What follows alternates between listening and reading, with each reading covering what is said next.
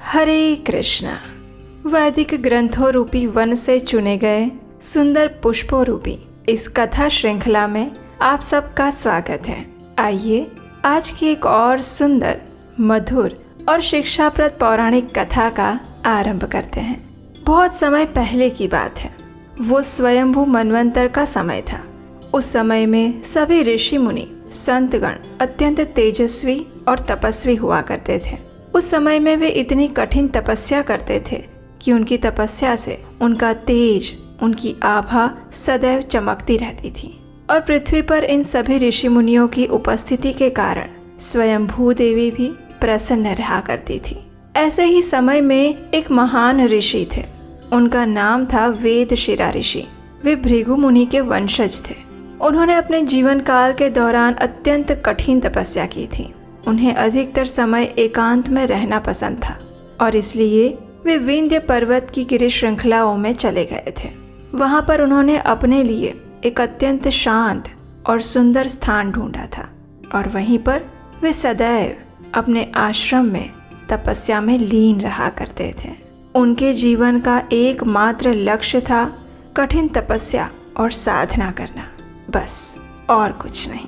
लेकिन समय एक जैसा कहाँ रहता है, और ये बात हम सामान्य मनुष्यों के साथ साथ प्रत्येक जीवात्मा पर लागू होती है। उसी नियम अनुसार वेदशिरा ऋषि के जीवन में अब एक महत्वपूर्ण मोड़ आने वाला था। और वो क्या था, चलिए देखते हैं। एक दिन क्या हुआ कि उसी जंगल में विंध्य पर्वत श्रृंखला में एक और महान ऋषि आए और उनका नाम था ऋषि अश्वशिरा। अब जैसा कि हमने पहले बताया कि उस समय में ऋषि मुनि तपस्या पर ही अपने ध्यान और जीवन को केंद्रित रखते थे, तो अश्वशिरा मुनि भी तपस्या के लिए एक सुयोग्य, शांत और सुंदर स्थान ढूंढ रहे थे। और ये स्थान ढूंढते हुए वे भी आ पहुंचे वेदशिरा ऋषि के आश्रम में। और वे वास्तव में अतिथि बनकर आए थे, यानी बिना किसी तिथि के। इसका अर्थ है कि ना तो उन्होंने पहले वेदशिरा ऋषि को बताया था, ना कोई संदेश भेजा था कि वे आने वाले हैं। अचानक ही इस प्रकार अश्वशिरा ऋषि को अपने आश्रम में पाकर वेदशिरा ऋषि अत्यंत क्रोधित हो गए। आखिर उनकी तपस्या में भंग जो पड़ रहा था। क्रोध में आते हुए वेदशिरा ऋषि ने अश्वशिरा ऋषि से कहा, आप मेरे आश्रम में क्यों आए हैं? आपको तपस्या करने के लिए क्या एक ही जगह मिली? इस पूरी दुनिया में और कोई जगह नहीं है जहाँ पर आप अपनी तपस्या कर सके? यहाँ आने की क्या जरूरत थी? वेदशिरा ऋषि द्वारा अचानक से ऐसा कहे जाने पर ऋषि अश्वशिरा अत्यंत आश्चर्यचकित रह गए। उन्हें समझ नहीं आ रहा था कि वो अब क्या बोले इनके सामने। लेकिन वेदशिरा ऋषि के ऐसे जहरीले शब्द सुनकर उन्हें भी क्रोध आ गया। उनकी आंखों में क्रोध छलकने लगा और फिर उन्होंने ऐसे ही जवाब दिया, ऋषि वेदशिरा, ये स्थान ना तो आपका है और ना ही मेरा है। ये संपूर्ण सृष्टि भगवान विष्णु की संपत्ति है। ये बात आप समझ लीजिए। और एक और बात, आप यहाँ पर जब आए ना, उससे पहले और भी बहुत सारे ऋषि मुनि इस स्थान पर आ चुके हैं, तपस्या कर चुके हैं और यहाँ से जा चुके हैं। तो इतना घमंड मत करिए। और आप कौन होते हैं मुझे यहाँ पर आने से रोकने वाले? अश्वशिरा ऋषि की ऐसी बात और ऐसा कड़क प्रत्युत्तर सुनकर वेदशिरा ऋषि को और गुस्सा आया और वो अपने मनमाने तरीके से अश्वशिरा ऋषि को कुछ भी बोलने लगे, उनके साथ लड़ाई करने लगे। जब बार बार समझाने के बाद भी वेदशिरा ऋषि नहीं माने, तब अश्वशिरा ऋषि को और ज्यादा क्रोध आ गया और आखिर उन्होंने वेदशिरा ऋषि को एक श्राप दे दिया। उन्होंने कहा, हे वेदशिरा, तुम एक जहरीले सांप की तरह बार बार फुफकार रहे हो अपने क्रोध से, अपने गुस्से से। इसलिए मैं तुम्हें श्राप देता हूँ कि जाओ, तुम एक सर्प बन जाओ, एक ऐसा सर्प जो हमेशा गरुड़ से भयभीत रहता है। अब ऐसा श्राप सुनकर वेदशिरा ऋषि का क्रोध चरम सीमा पर पहुंच गया। उन्होंने भी सामने से अश्वशिरा ऋषि को श्राप देते हुए कहा, अरे ओ मूर्ख, तूने बिना वजह ही मुझे श्राप दे दिया। तू तो एक कौवे से भी निम्न जाति का निकला। जा, मैं तुझे भी श्राप देता हूँ कि तू भी एक कौवा बन जा। और इस प्रकार दोनों ऋषि ने क्रोध में आकर एक दूसरे को श्राप दे दिया।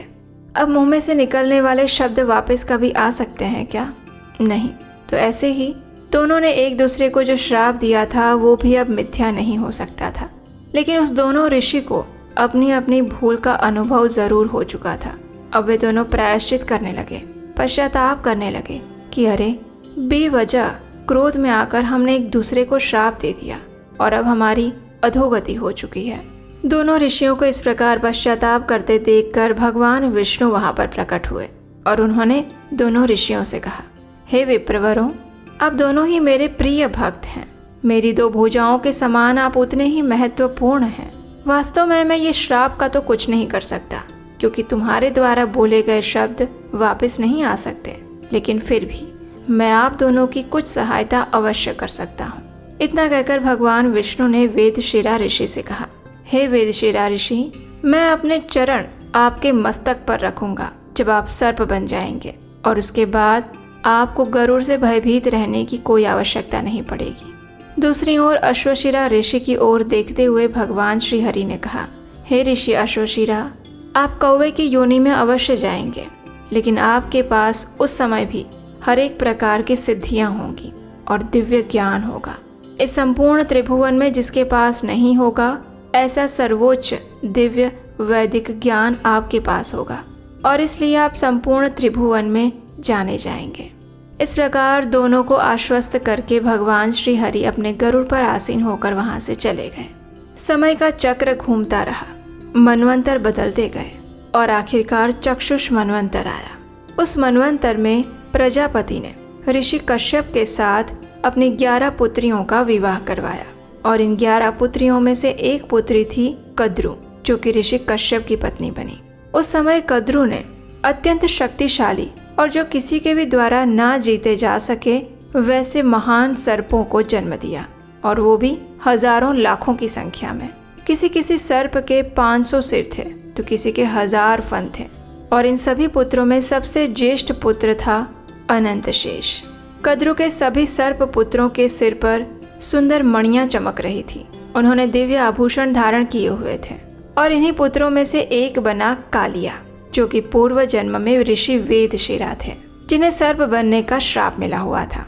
जब भगवान श्री कृष्ण इस धरातल पर प्रकट हुए, उस समय उन्होंने कालिया नाग का दमन किया था, और ये कथा हम सब जानते हैं। और कालिया का जो बड़ा भाई था यानी अनंत शेष, वही बलराम जी बनकर भगवान श्री कृष्ण के साथ आए। अब इस जन्म में क्या हुआ कि सर्पों का बहुत बड़ा समुदाय था, और वे सभी लोग गरुड़ से अत्यंत भयभीत रहते थे, क्योंकि गरुड़ कभी भी आकर उन सर्पों को झपट लेता था, उन्हें अपना ग्रास बना लेता था, और इसकी वजह से कई सर्पों को अपने परिवार के अत्यंत प्रियजनों को भी खोना पड़ा था। आखिरकार सभी लोगों ने मिलकर एक बात का निर्णय लिया। उन्होंने गरुड़ से कहा कि प्रत्येक मास में वो एक सर्प का उपहार उसे प्रदान करेंगे, और इसलिए वे कभी भी किसी भी समय आकर उन सर्पों को परेशान ना करें और उनकी हत्या भी ना करें। गरुड़ भी इस बात पर तैयार हो गए, और ये सारी योजना सुचारू रूप से चलती रही तब तक जब तक कालिया की बारी नहीं आई। कालिया अत्यंत घमंडी हो चुका था, इसलिए जो गरुड़ के लिए उपहार रखा हुआ था उसे भी कालिया ने खा लिया, और इस प्रकार कालिया ने गरुड़ को चुनौती दी। फिर क्या था, गरुड़ और कालिया के बीच में एक जंग छिड़ गई। दोनों के बीच में महायुद्ध होने लगा। कालिया अपने विषैले फनों से गरुड़ के शरीर पर प्रहार करता रहता था, लेकिन ये कोई सामान्य जीव थोड़ी न थे। ये तो साक्षात भगवान के वाहन और अत्यंत शक्तिशाली गरुड़ थे। उनके ऊपर कालिया के फनों का क्या ही प्रभाव पड़ने वाला था। और इस प्रकार गरुड़ तथा कालिया के बीच में लंबा युद्ध चलता रहा। आखिर गरुड़ ने कालिया के सभी सिरों को पकड़ लिया और उसे घसीटते हुए ले जाने लगा। कालिया ने वहां से अपने आप को छुड़ाने के बहुत प्रयास किए, लेकिन वे सारे निरर्थक रहे, क्योंकि गरुड़ के पंजे से बाहर निकलना असंभव था। फिर सिर्फ एक क्षण के लिए किसी तरह कालिया ने अपने आप को गरुड़ के पंजे से छुड़ा लिया, और तुरंत वो वहां से निकलकर भाग गया। वो पृथ्वी पर चारों दिशाओं में दौड़ता रहा, लेकिन उसे कहीं पर भी ऐसा कोई आश्रय स्थान नहीं मिला जहां पर गरुड़ से वो बच सके। आखिर कालिया अपने बड़े भाई अनंत शेष की शरण में गया। अनंत शेष को भी इसे देखकर दया आ गई, इसलिए अनंत शेष ने कालिया से कहा, हे कालिया, इस संपूर्ण पृथ्वी पर सिर्फ एक ही स्थान ऐसा है जहां पर गरुड़ नहीं जा सकते, और वो स्थान है यमुना नदी, क्योंकि उसी स्थान पर गरुड़ को सौभरी मुनि द्वारा श्राप दिया गया था कि वो इस पानी में प्रवेश नहीं कर सकता। तो इसलिए अगर तुम अपने और अपने परिवार के प्राणों की रक्षा करना चाहते हो तो यमुना में जा सकते हो। बस ये सुनकर तुरंत कालिया अपने परिवार के साथ यमुना नदी में पहुंच गया और उसी नदी के जल में जल स्तंभ शक्ति का प्रयोग करके अपने परिवार के साथ वहीं पर बस गया और उस स्थान का नाम पड़ा कालियादाह। धीरे धीरे उसने संपूर्ण जल को प्रदूषित और विषैला बना दिया था।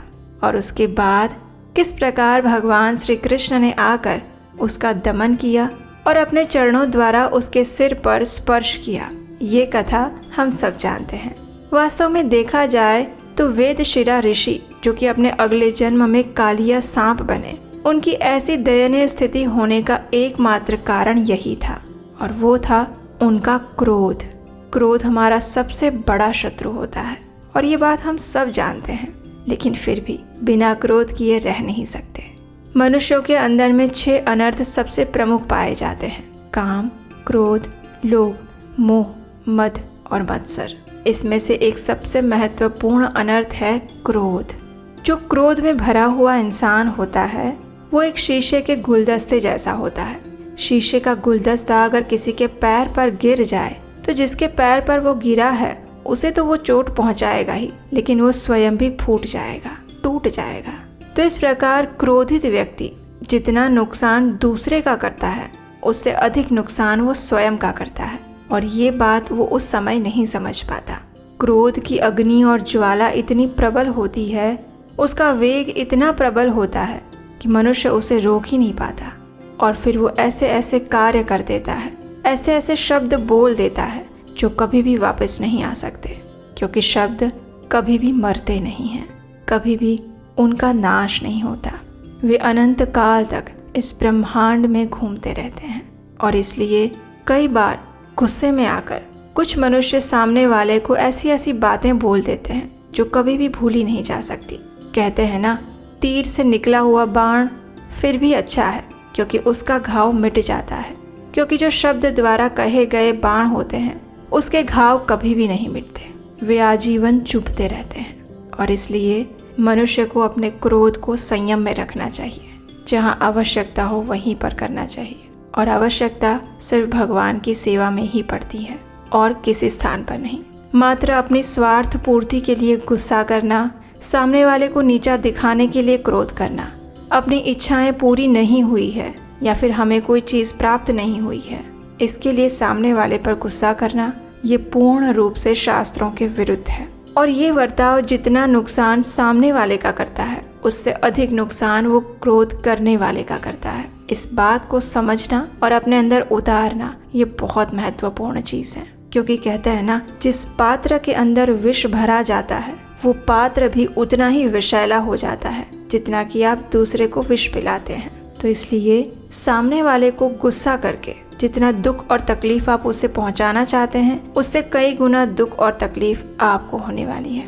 और इसीलिए हमारे शास्त्रों में कहा गया है कि हमें इन 6 प्रकार के अनर्थों से, इन षड रिपुओं से बचकर रहना चाहिए। हमें आशा है कि आज की ये कथा आपको अच्छी लगी होगी और इससे महत्वपूर्ण शिक्षा भी आपने ग्रहण की होगी। आज की इस कथा को लाइक कीजिए, चैनल सब्सक्राइब कीजिए और आज की ये विशेष कथा उन लोगों को भेज दीजिए जिन्हें ज़्यादा गुस्सा आता है और जो क्रोध किए बिना रह नहीं सकते। और हम आपसे मिलेंगे ऐसे ही सुंदर पौराणिक और शिक्षाप्रद कथाओं के साथ बहुत जल्द। हरे कृष्ण।